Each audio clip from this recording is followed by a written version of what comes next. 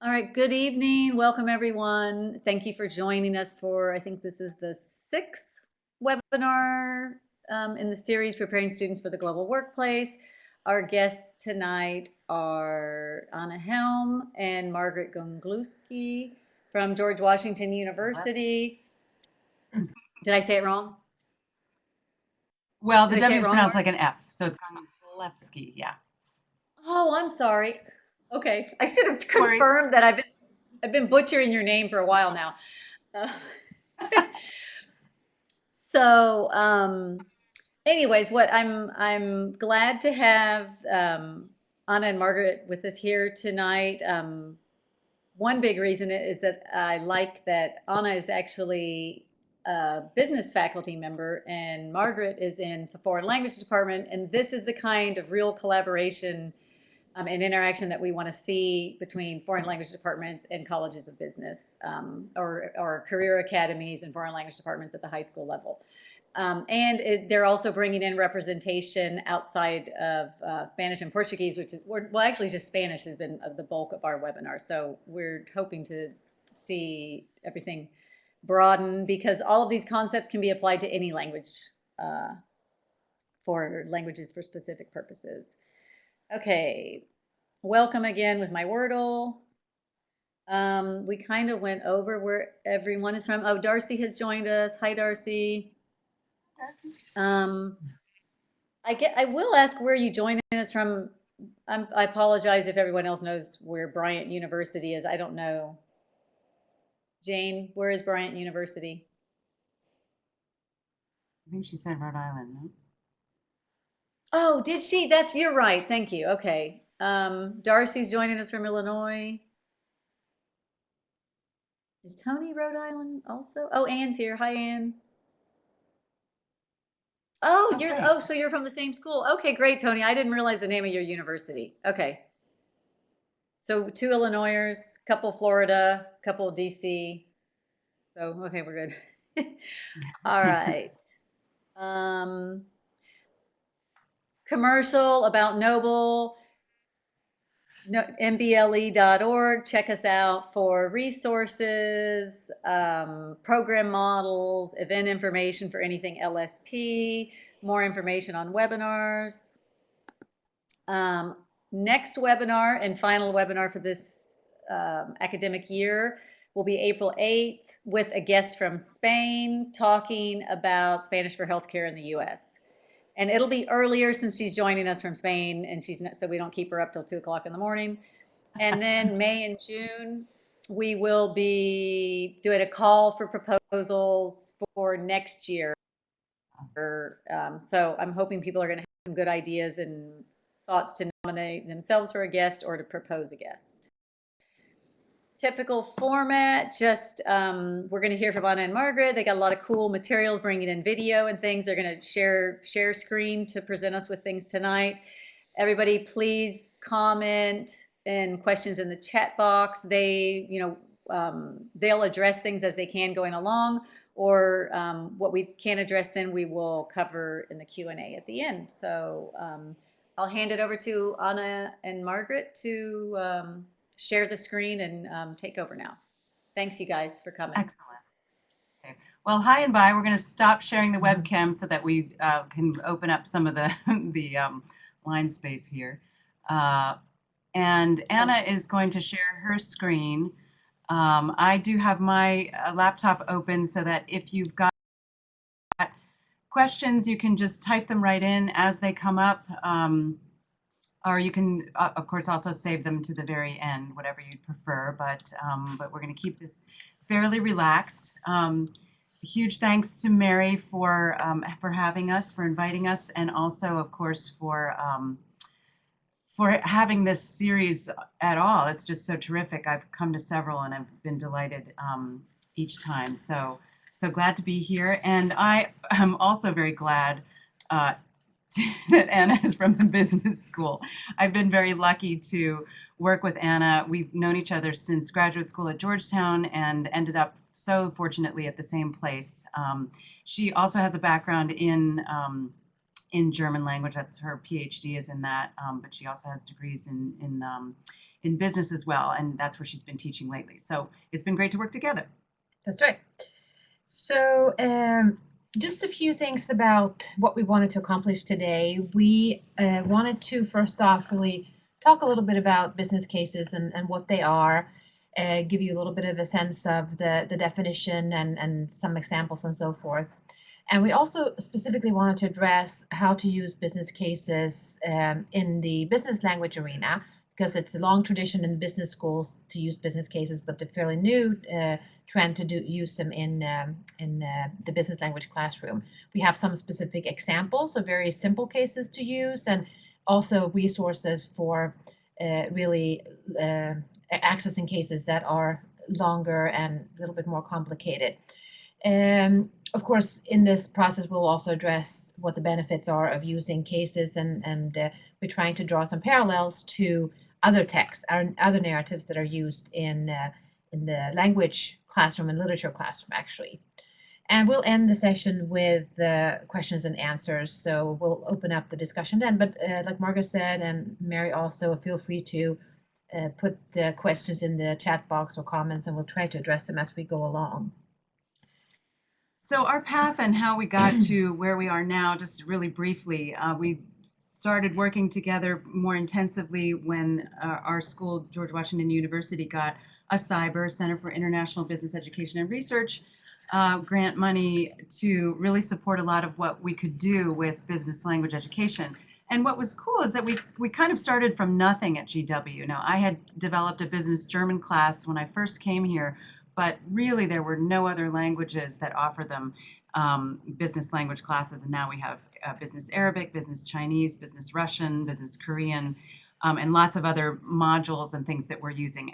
And this was really thanks to the cyber support, and also it allowed us to explore methods that we wouldn't have otherwise done. And we ended up really focusing pretty largely, at least initially, on case methodology. We gave some workshops. You see some of the pictures from those here, which were a lot of fun, bringing people regionally together. And by regional, it really stretched pretty far. We had some people from Vermont and Colorado as well, but really largely in the Mid-Atlantic area. So it became the case methodology became our focus because it meshed so well to what was happening or what could happen in the language classroom context, and we'll get into that a little bit more later. So one of the things that happened pretty early on was that we actually ended up getting a grant from a coalition of CYBERs. And CYBERs, for those who don't know, are Centers for International Business Education and Research. And again, they're really very large promoters of business language teaching and language teaching in general, and increasing competitiveness of US business abroad. So we were lucky enough to get a grant, and what we proposed in that grant was to actually develop an E Handbook on teaching with business cases. And this is something that is accessible online, and we'll actually show you some samples from the E Handbook later on. But this is kind of the basis of our research together, and we have progressed from there quite a bit by also developing our own cases. In terms of the background on cases, they started back in the 20s at Harvard Business School, and they were really intended to actually expose business or future business practitioners in the business school to real life type scenarios, situations that they could grapple with kind of as on an experimental level before going out into the world and actually practice business. And they were modeled after law cases, also from Harvard, actually. So the idea was to actually to bring these managers into the phase of actually becoming practitioners and problem solvers. And nowadays they're used widely, very widely across business schools throughout the US and the rest of the world, actually. So just to give a bit of an overview of a definition of business case, we have two definitions here. And the first one is from a business resource. And I'll read it for you. A description of an actual situation commonly involving a decision, a challenge, an opportunity, a problem, or an issue faced by a person or persons in an organization. That's from the business perspective. And then from the language perspective, A business case is a record of a business issue which has been faced by business executives, together with the facts, opinions, and prejudices upon which the executive decisions had to depend. And that gives you kind of an idea. There's a lot of overlap. They're looking at the same thing. Essentially, it's a problem that that business people, business executives, business leaders are facing, or did face, and all of the information about it that then is placed into the hands of the students to grapple with, as Anna put it so nicely. And these really kind of dry formal definitions are fine. They give you an overview, but what we thought is we wanted to bring this to life by actually asking the practitioners, you know, about what their definition of what they thought a case is in their field, what they thought it was, and how they best use it. So the E Handbook is meant to be an introduction not just to what are cases, but how do you use them, what do you see as the benefits, and so it kind of again brings it to life. And the way it brings it to life is we interviewed these practitioners both from the business side of things and also from the business language side of things. And actually also the students. We interviewed some students. So this is part of the E Handbook where it kind of guides you through these and then has the interview clips. And just to give you a little bit of a taste of that, we're going to play part of the clip that we have about case definitions. And before we start, I'm just going to warn you that when we did this, it worked fine. But this being technology and more people being online now, it might get a little rough. So we'll just see how it goes. And if you have trouble listening or it's not working out very well, just type a little something in the chat box and I'll see it, and then we can cut it a little short. We just wanted to give you an idea of the kinds of video that we show in the E Handbook. So here we go. A business case is a reading that a student might do that really sets up a scenario. There's usually a main character. It's usually a business decision maker or a policy maker, and it sort of tells the story of a predicament that manager or policy maker is really facing. Some major decision that needs to take place, some problem that they are facing that they need to solve, something like this. And then provides all kinds of background information, pretty much mimicking whatever that decision maker would have sitting in their inbox or on their desk or in their computer about the company, about the situation, about competitors, for example, and as well as current performance data in the company and so on and so forth.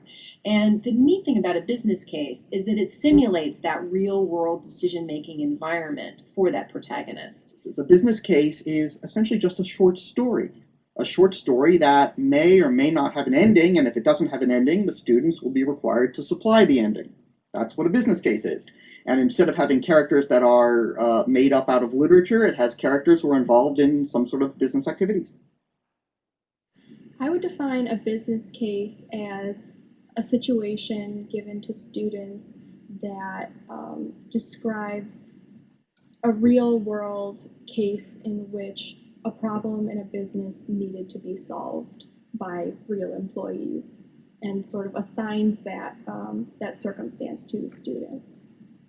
For me, a business case is a story that can be real or fictional, and that involves several different levels of analysis. So it can be about an individual manager, it can be about a company, it can be about an industry, it can be about a country, or it can be about how countries relate to one another in terms of business. And the really important thing about the case is that it's written in such a way that it brings to the fore a particularly well-defined topic that you want the class to address.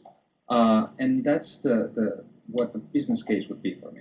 Business case to me is a concise outline, basically, or like a story of real life company scenarios that they encountered a problem, and it either teaches you how they solve the problem, or it kind of leaves off and leaves interpretation for the student to solve it on their own. I think coming from a language background, also a literature background, I would define a business case as a story. It's a story that has different ideas in it. It's a story that has partial information. It's a story that begs for the reader to work with it and it's almost in a certain way to me like a detective story. In that I mean that there are facts laid out for you, and you have to look at how those facts combine and what they really mean. What's the underlying information? Analyze that information, and then try to solve the problem or try to figure out what's the solution, the who did it. Defining a business case for me, obviously, I'm not going to give you the perfect Merriam dictionary definition, but a case study for me is a systematic study of a business situation. For me, obviously, as a foreign language instructor, something that involves a cross-cultural mistake that has been made by a company in effecting international business. I think a business case it's any form of educational material that sort of uses reality, a real life situation, and requires experiential learning and interaction among students. I think a business case is something that provides the context of what a decision maker is faced with, the choices that face an economic decision maker. Whether this is a question of companies having to make choices about their strategic investments or about policymakers having to make choices about the environment that the business operations have to face. A business.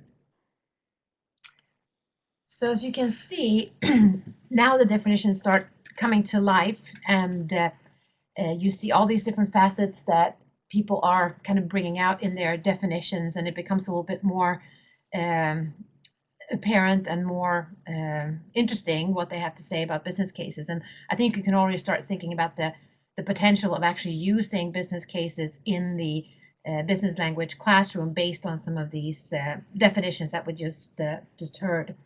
So the way that Margaret and I frame business cases really has to do with a couple of different aspects. So we tend to focus on this idea that they are story-like narratives.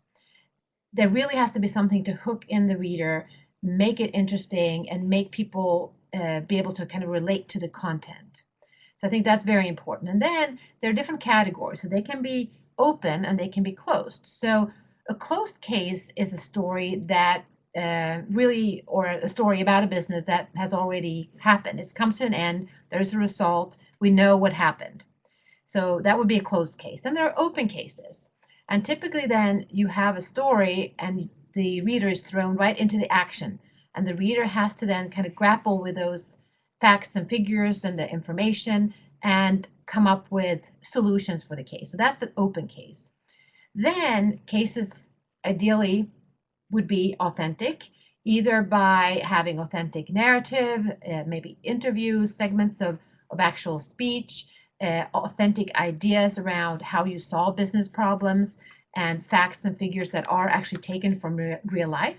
But technically, you could also have a case that is totally invented. Sometimes companies don't really want to be featured in these business cases, especially if they have actually made a mistake in some way.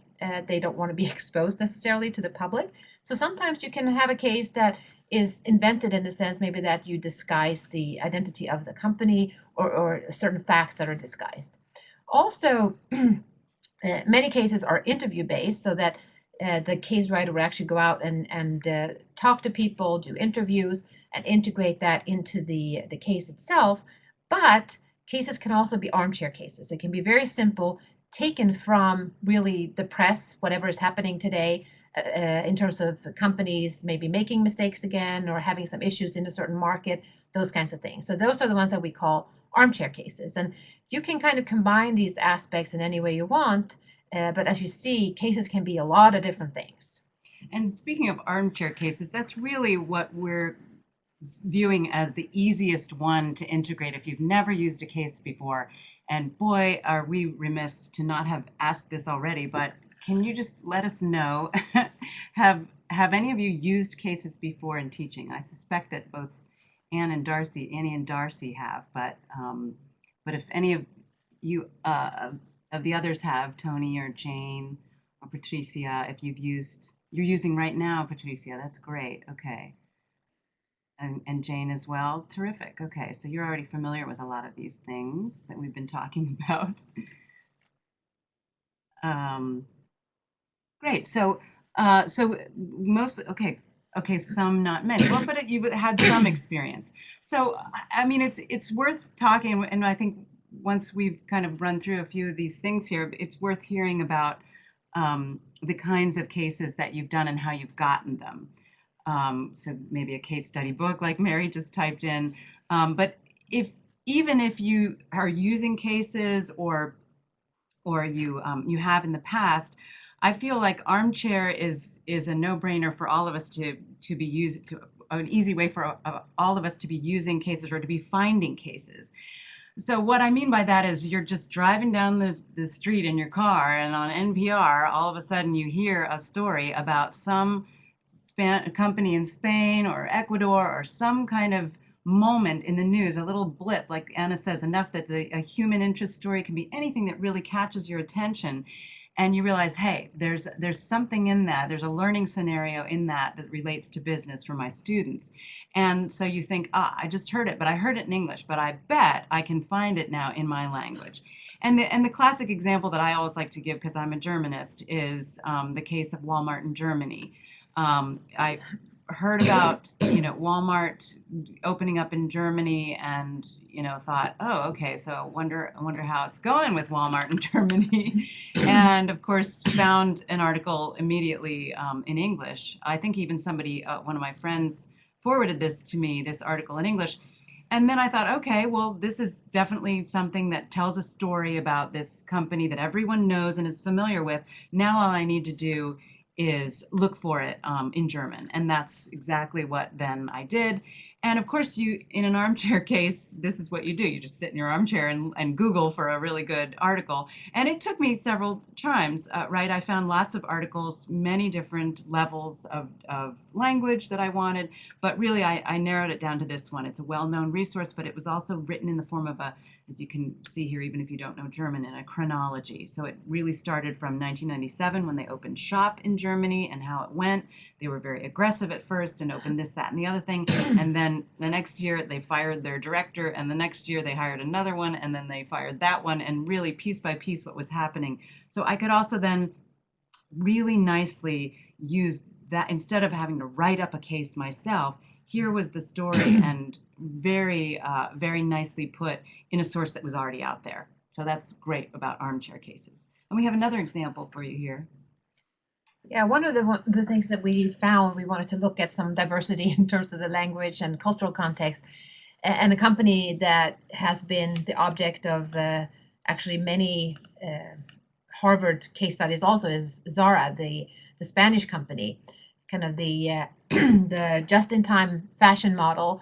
So it's been studied and it's widely admired across the world for its very quick turnaround time, getting new fashions into the stores very quickly. So again, for business purposes, it's really a great case. But then we found some information about how they've had trouble actually adjusting to the U.S. market because the fashion is so different, the body types are so different because of rates of obesity and so forth in the U.S. So they have really had a hard time becoming very successful outside of the major metropolitan areas in the U.S.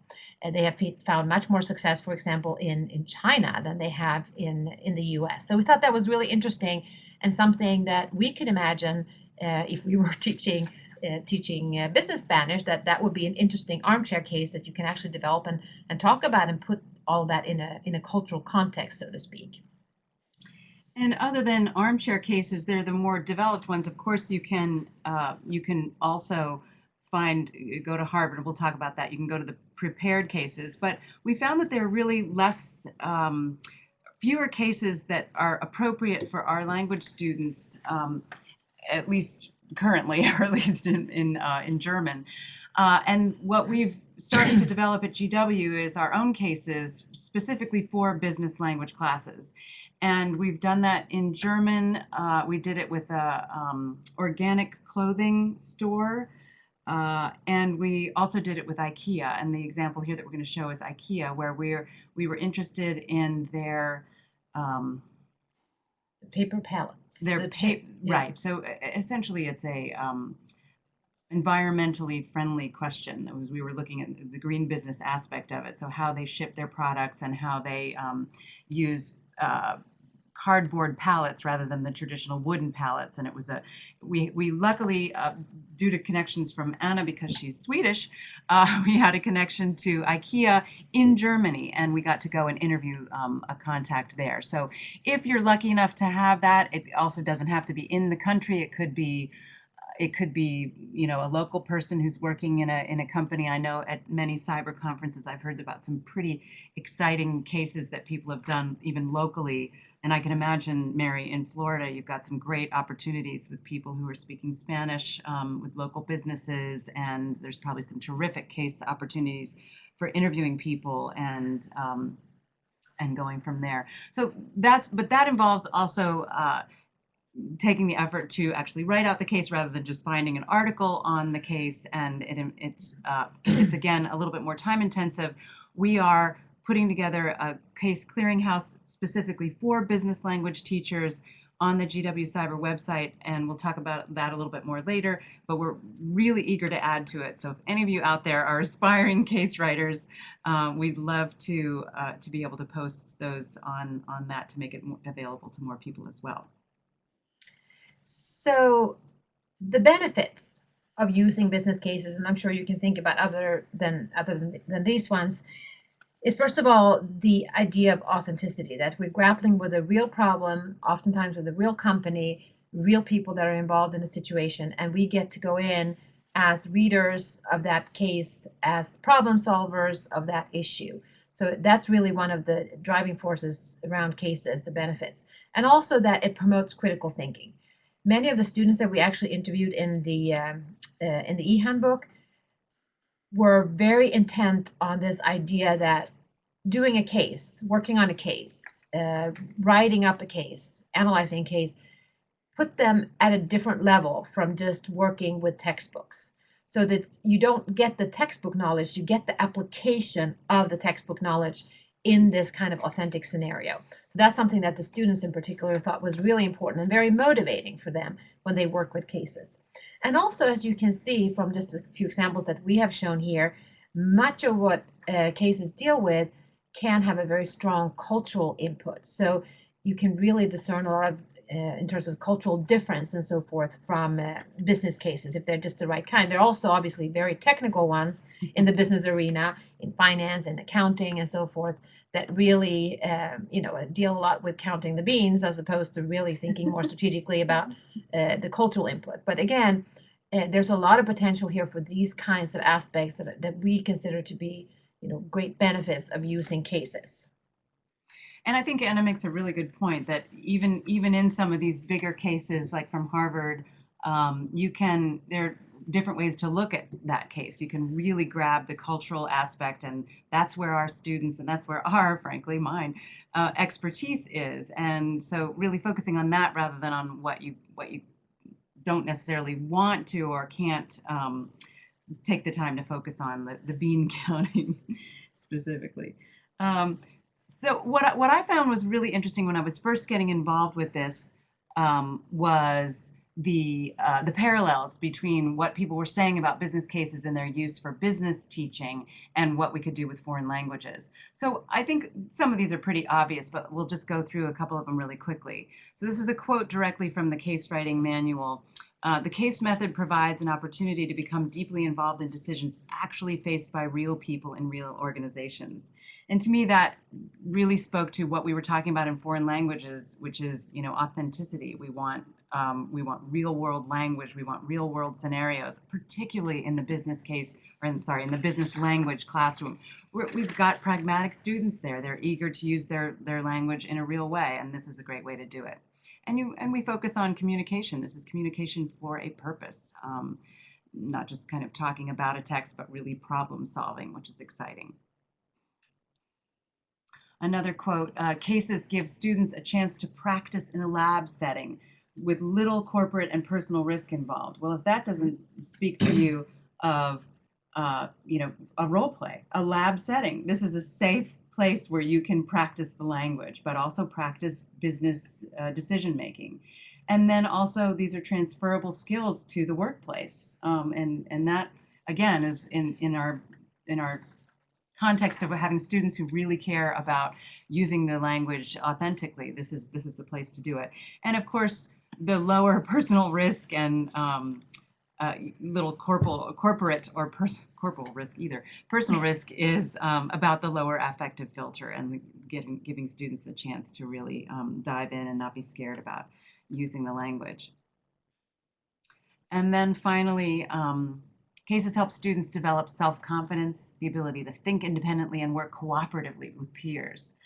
And of course, that really is about keeping everything that we're doing student-centered, which is huge in foreign languages, in most pedagogical circles, I'd say now. But it's also a focus on critical thinking, trying to figure out a scenario. And as one of our best practices interviewees said, it's not even about figuring out what the company decided. It's about figuring out what you think the company should decide, because the company might have made a mistake. I mean, look at Walmart, for God's sake. And then finally, it's about interaction. It's about working with peers. It's about working in teams a lot of the time and in those role play scenarios. So it was just kind of interesting to see how clear those parallels were between the business world, what's happening in that methodology, and what we're talking about in foreign languages. Yeah, so just to iterate here, in terms of the similarities between business cases and literary text, that really both demand very careful reading. So you have to delve into the detail. You have to look at things from different angles and really be very particular about the way you're treating the text. Also, you have to understand the context around the events that are described, right? So you have to really think widely and broadly about this and bring together knowledge and content from different disciplines to actually kind of solve the case. And also, you have to go in and think about the motivations that propel people to actually take certain actions, very similar between business cases and literary text both.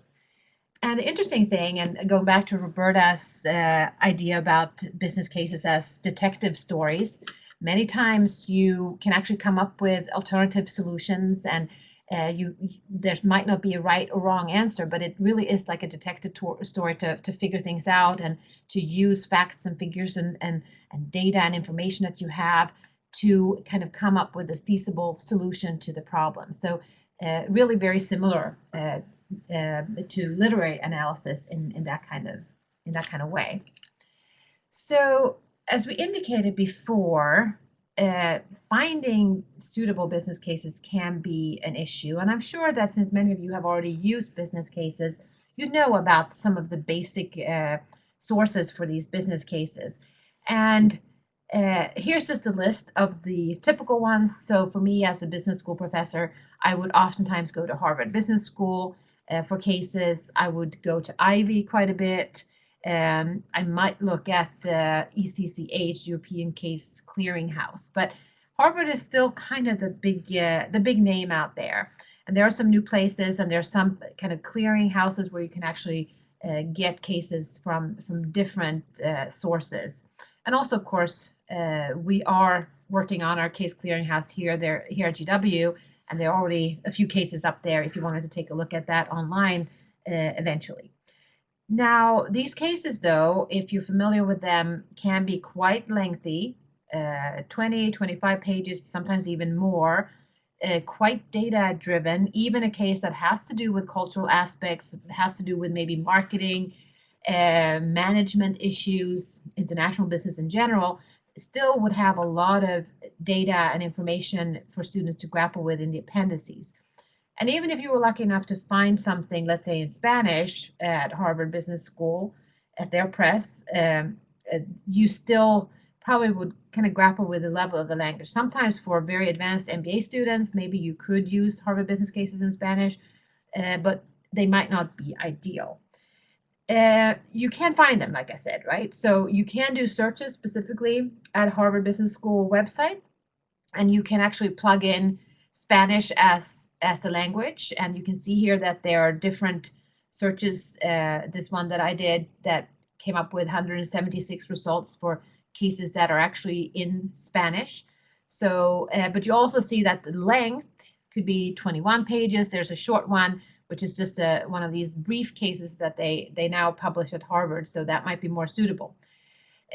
you can also take a look at the ECCH, and that's a European clearinghouse for cases, and you can actually find quite a variety of cases there.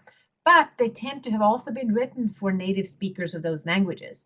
So here we have a few that we did a search for in German, and again, you see there are 24 pages, 21 pages, 13 pages. So for somebody who's learning German as a second language, it might not necessarily be ideal to actually use these kinds of cases. Now, another source that has been useful for us as we have looked for ideas for cases and so forth is to go back and look at international business textbooks.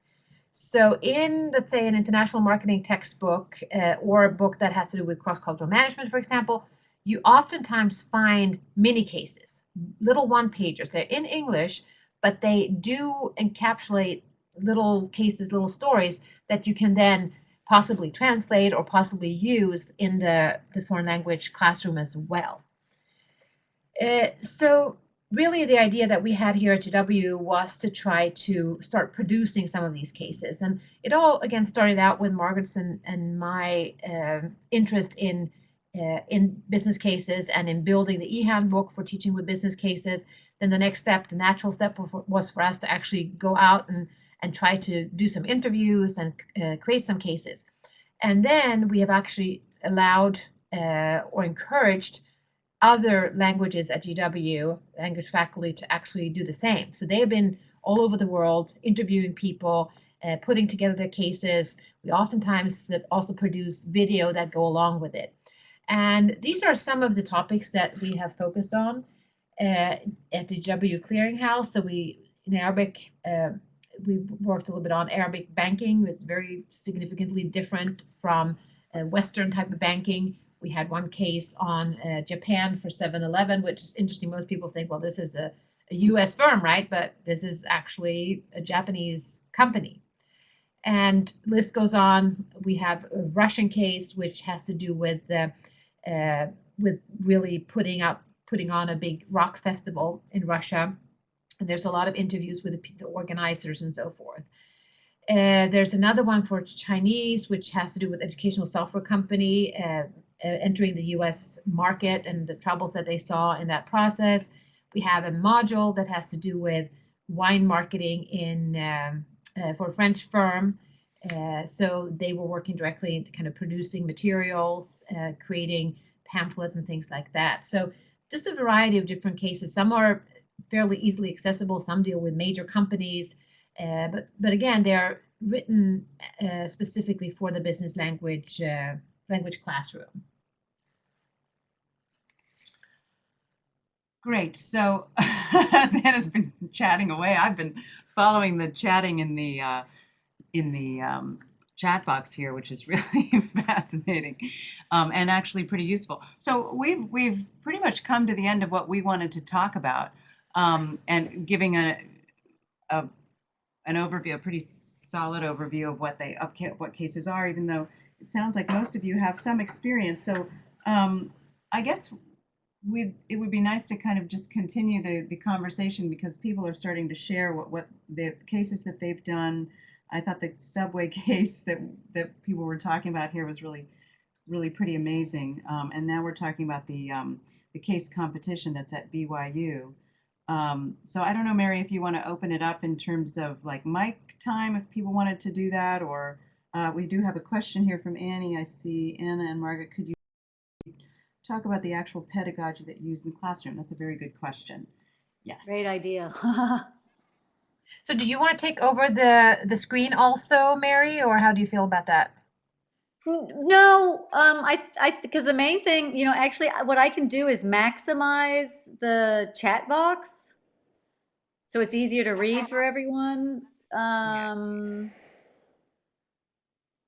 As long as I can, then I got to remember how I minimize back down. But, yeah, it's back up here in the corner. So that way people can see a little better, and I won't be able to see if someone raises their hand now, but if someone types and says they want the mic, we could give them mic rights. Otherwise, you guys can read their questions and just answer. Sure, and I think Annie brought up a really great point. We didn't really spend much time with that. One thing I would stress right away is that every case brings opportunities to do different kinds of activities. Gosh, it's like any text does, but I say some cases specifically lend themselves particularly well to a particular activity. Like, for example, the Walmart activity was really nice in that the article that I had found that I was going to have as the basis for setting up the text or setting up the case was a chronology. So what I actually did was had students I exposed students to only part of that that case at a time and asked them to identify summarize what had happened and identify what they thought was going to happen next.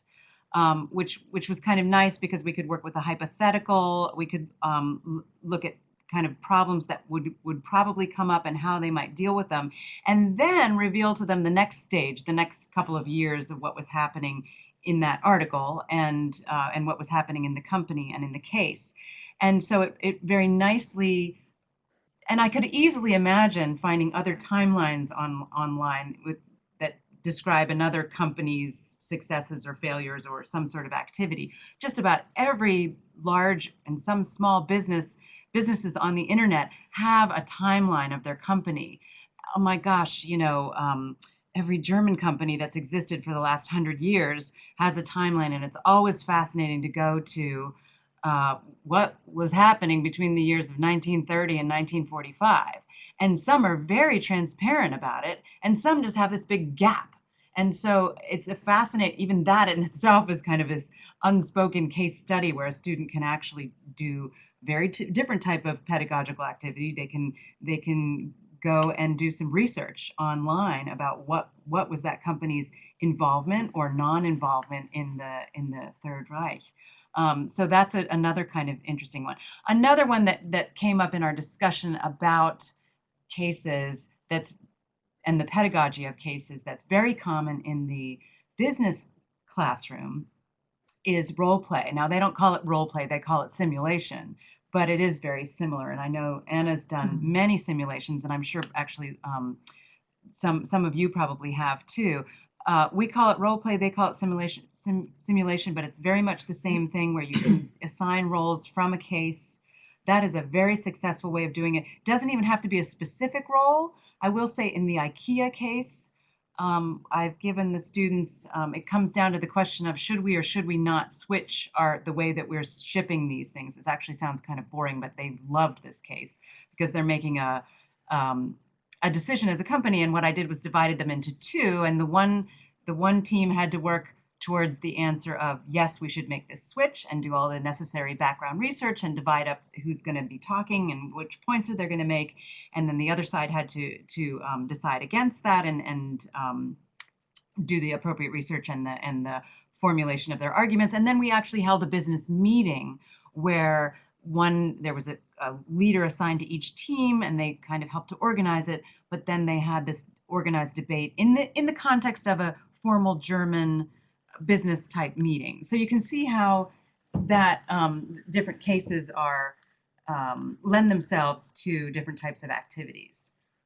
So let's see. Now I've been blabbing away. Well, I was just responding to this question about Duke. I don't know if for business there's a person at Duke who has done a lot of this. It's Maureen McGuire Lewis. She's done a lot of simulations. I don't know if they've been specifically for language application, but they certainly have dealt with it. There was one about maquiladoras in Mexico, for example. Another one about Olin Life insurance company in China. So that there's one for Vietnam as well, one for France, I believe. So a couple of different cases that, again, simulations that are more negotiation focused. So students go in and role play this, but they're not typically in the target language. Are usually basically in English, but they still have a lot of kind of cultural density, so that could be valuable anyways. I'm really interested in coming back to the subway. Is it subway in Brazil? I was sort of trying to read quickly and still pay attention to what Anna was saying.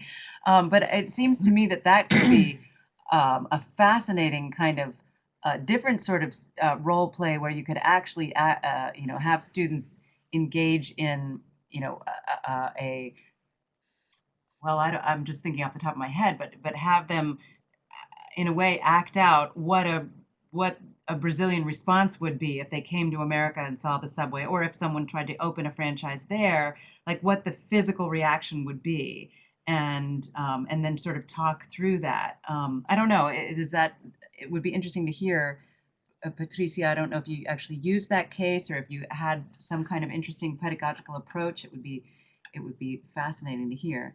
In the meantime, Annie asks a question: do you think that students could write small case studies as a final project for the course? How much editing do you think faculty would have to do? I think it's a fantastic idea, Annie. Absolutely, I think I would love the idea of doing it as a mini case, or maybe a group project where students could be given like a topic. Maybe within a unit on, for example, now I do a unit on green, what do you call it? Green clothing, the green clothing industry, so organic and using organic cotton and fair trade clothing industry. And one of the things I have students do is research their favorite clothing company, and on a discussion list online, they report what they found out about that company online, about their environmentally friendly or unfriendly practices. And they find that through the company's own website, which is mostly advertising for themselves, but also through articles, etc. So that's really interesting. I could imagine from that information, they could take it a step further and write up a little case about maybe the point in time where that company had to make the decision to go green or not, or a specific company like Patagonia that is very specifically only a green company, and what their business model was. I'm sure there's interesting articles online about that. And what I was going to say also, if you do that kind of project, because the students can be very savvy finding a lot of resources and putting together a good case, I'm sure, because especially if they're studying both business and languages, they will know from the business context what a good case should be like, hopefully. But what you can do also is to have them actually write something up in English, and maybe depending on the language level, they can also provide a synopsis of the case in your target language. And then eventually, if you had the resources, you can actually have it more professionally translated, and maybe use that later down the line, instead of relying purely on students for actually creating the narrative, because again, it's not going to really be an authentic narrative in that way. So that's an idea, to kind of have a project that does have an English component, but also then a smaller target language component as well, to make it useful for yourself. And I can see now that Patricia responded that we discussed it in the classroom because we were talking about how Americans do not understand how Brazilians think about business. Right. So, of course, there's the classic case discussion, right? I know this is that's quite straightforward and absolutely interesting, especially if students have been to the country.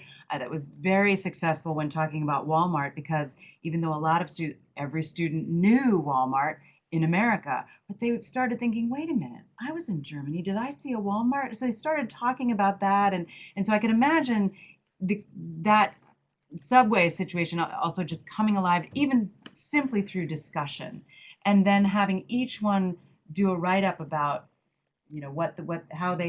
where the case went, or where the company went wrong, what they could have done. I usually set it up that the final case write-up for the Walmart case is students say are working now as a consultant because Walmart's thinking about trying again, and what would they now set up are the top 3 priorities that the company needs to focus on, and then they use their own expertise, and of course usually students volunteer to be the person to help set up Walmart in Germany.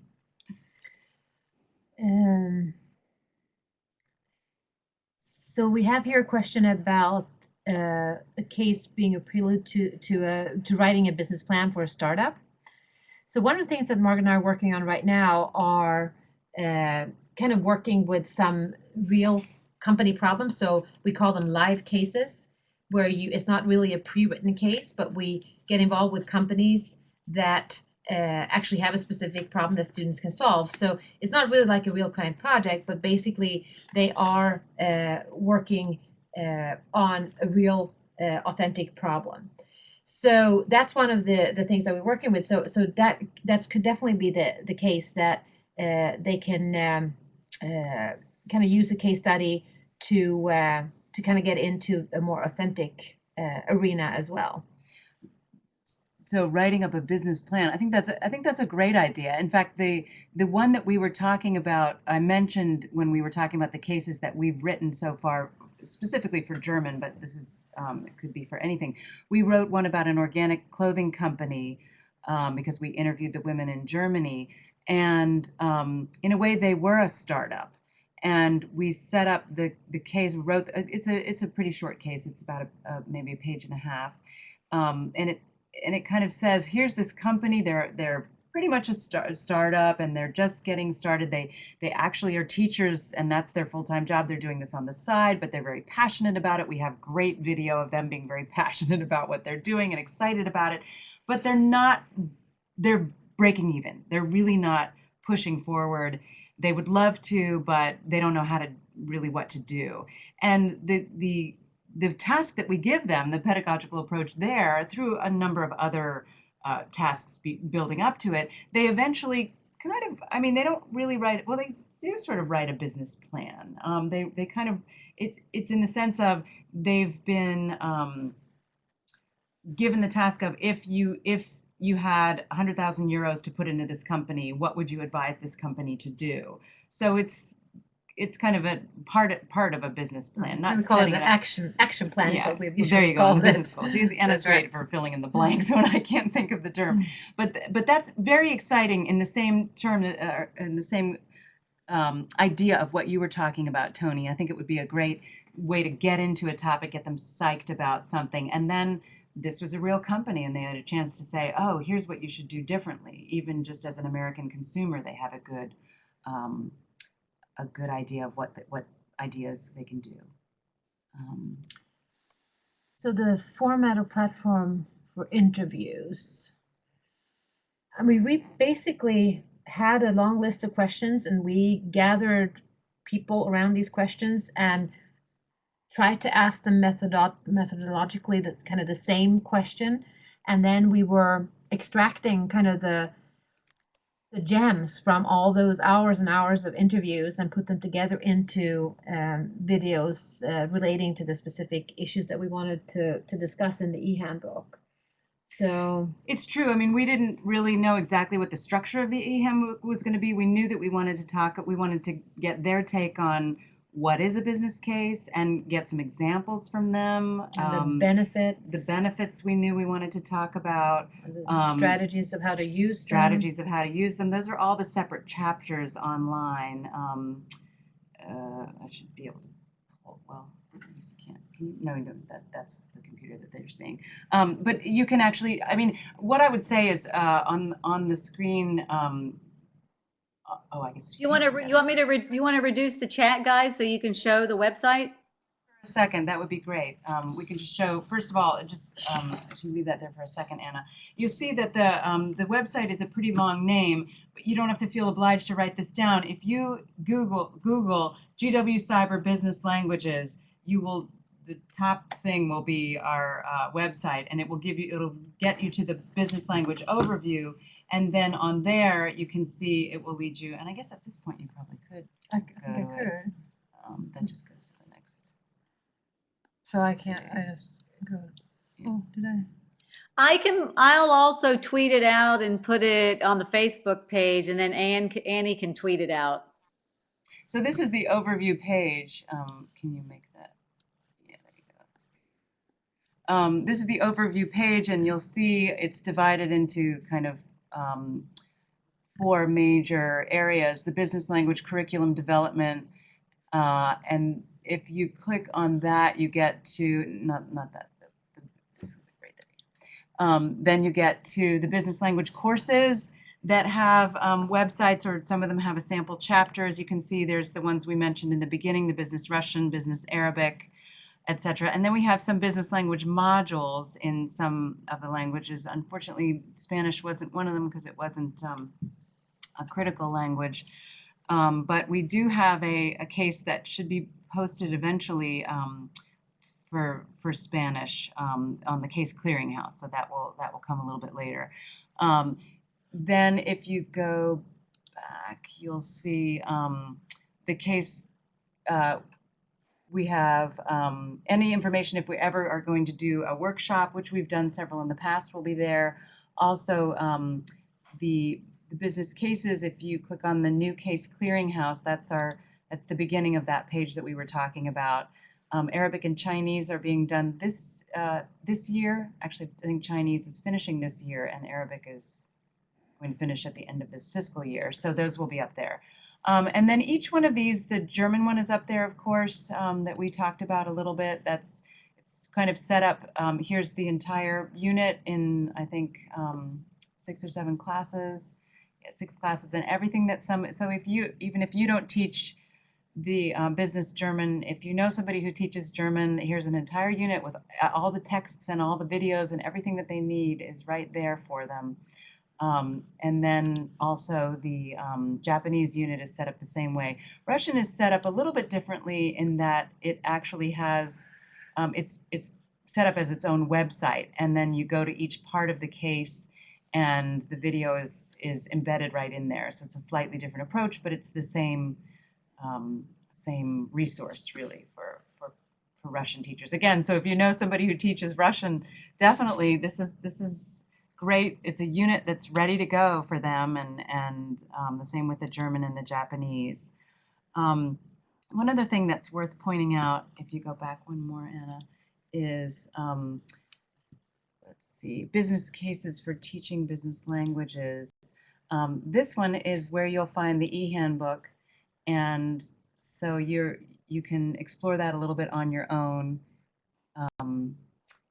But you can see there are the different chapters. Each one has the embedded video, but it's structured also within a narrated PowerPoint. So there's lots of other resources in there.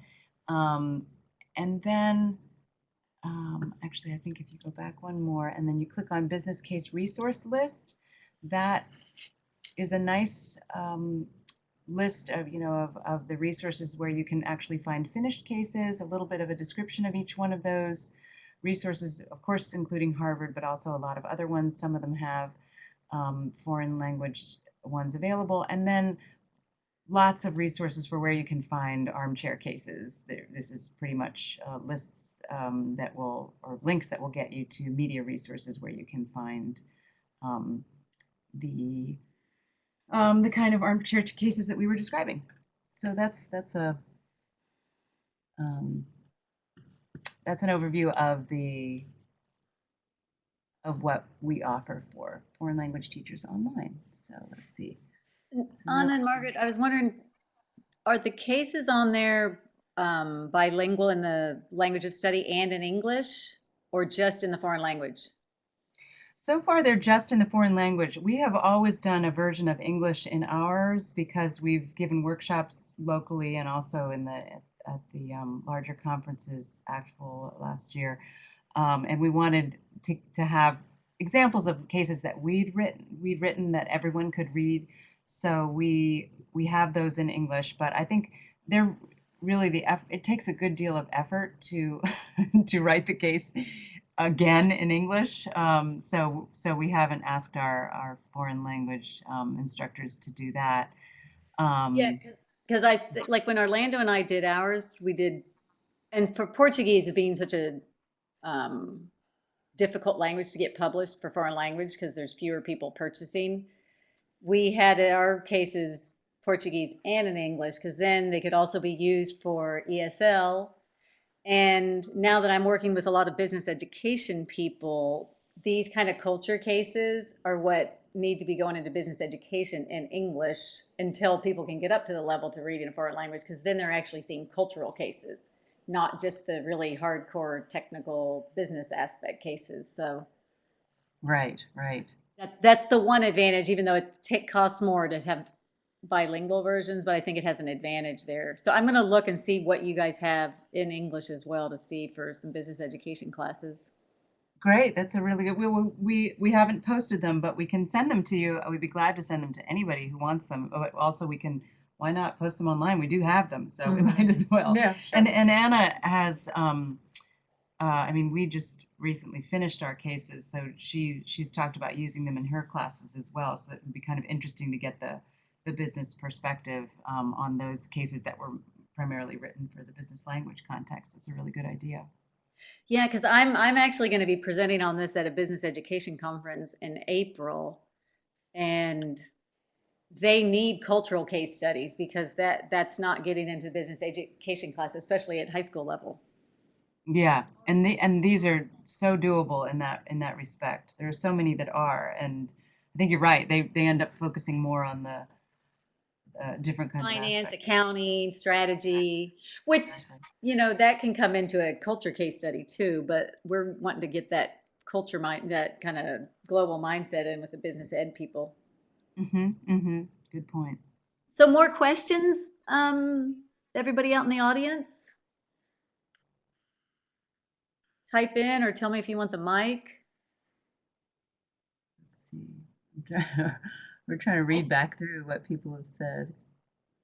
Yeah, you guys, this has been such a great webinar. I get so excited every night, every time that I sit in on these because I learn so much, and this is a great resource. I have it on the Noble page, but there's just so much stuff that I think people don't see things. But this would be something for those of us that are going to cyber to talk to Linnea at Illinois, who does the BLERT grant management. You know, I suggested to her about compiling all the products from these BLERT grants. And I didn't realize you guys came out of a BLERT grant because you can't go anywhere and find what people have produced. Well, you know, I thought there was more recently, I thought I saw somewhere, maybe it was you. Was it on your site that I saw, or maybe it was somewhere linked from your site that I saw a list of the people who have won since like 2010, maybe. Well, I think Linnea lists that. I saw that listed somewhere, but it still doesn't link you to their product. So I mentioned it to Linnea, but you know, I mean, it is labor. Somebody's got to do it and compile that, but I think it would be worth it, you know. Well, and I don't know how many of them are actually available online. I remember seeing that and seeing, I think we might be listed or we might not. I don't think we listed because we were a year ahead. We were a year, right, exactly. We were like 2008 or something. And so, but we thought, wow, we should let her know so that we do have a project that was specifically meant to be online. And I can understand not everybody's is, but if we do have one, it's another way to get it out to people, and we're really eager to get it out to people. It's the reason we made it, because we'd been doing these workshops, really getting some positive feedback. People were so excited in the foreign languages to have this opportunity to be exposed to this methodology and really dig down deep and start using it. And we thought, you know, how can we get this out to more people? We can go to conferences, and we've been doing that. But with this, the E Handbook, it's an opportunity to give it out to people who we don't even ever meet, you know. So I agree, it should be out there. Yeah, and I'm even thinking for these webinars to try to think of ways to partner with some language associations just to help to get the word out. You know, it wouldn't cost the association anything, and it would just get more exposure to these kind of LSP activities that the foreign language associations really need to be integrating. So, you know, it'd be nice if we could get some collaboration there. Excellent. Well, and thank you to everyone for your participation. It was so fascinating. I felt like I was missing a lot of what people were saying, but I can read back through these and see. It's just, I agree, Mary. I've always gotten something out of every single one, even when it's medical Spanish, something that I'm not teaching and will never teach. I still got a great deal out of that, about what, you know, ideas for teaching and different ways of approaching content and partnering with local professionals. And it's just inspiring, even if it's an area I won't go into specifically. It's inspiring to hear what other people are doing and how they're finding success. Yeah, and I really appreciate you guys coming tonight. This was a great presentation. I think everyone got a lot out of it. And I will hope, we didn't have any technical difficulties, so I don't think we're going to have any recording issues, and I'll get this posted as soon as I can. Great. Okay, great. Thanks again, Mary. Yeah, thanks for inviting us. Appreciate that. Good See night. you in Utah. Yeah, we'll see in Utah or in Boulder. Bye, everybody. Bye. Bye.